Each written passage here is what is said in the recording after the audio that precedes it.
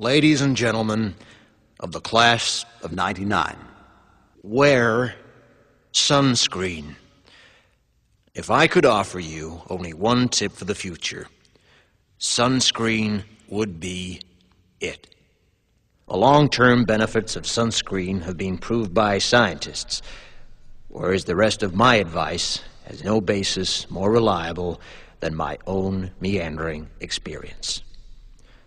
I will dispense this advice now. Enjoy the power and beauty of your youth. Oh, never mind. You will not understand the power and beauty of your youth until they've faded. But trust me, in 20 years, you'll look back at photos of yourself and recall in a way you can't grasp now how much possibility lay before you and how fabulous you really looked. You are not as fat as you imagine.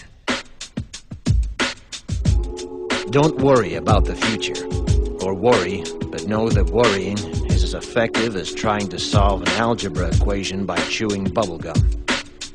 The real troubles in your life are apt to be things that never crossed your worried mind, the kind that blindsides you at 4 p.m. on some idle Tuesday. Do one thing every day that scares you. Sing.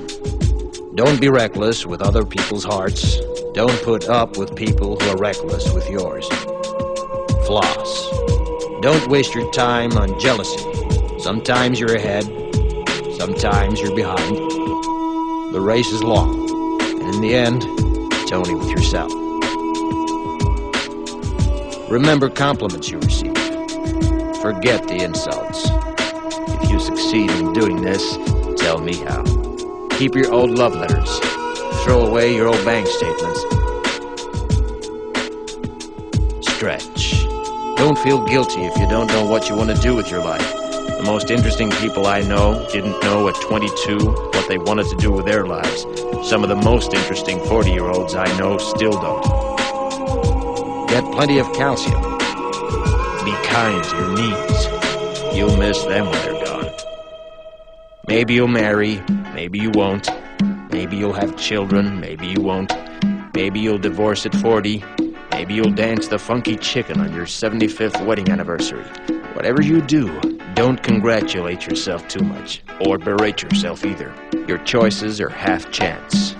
So are everybody else's. Enjoy your body.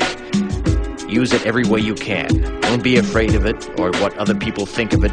It's the greatest instrument you'll ever own. Dance. Even if you have nowhere to do it but in your own living room. Read the directions, even if you don't follow them. Do not read beauty magazines. They will only make you feel ugly.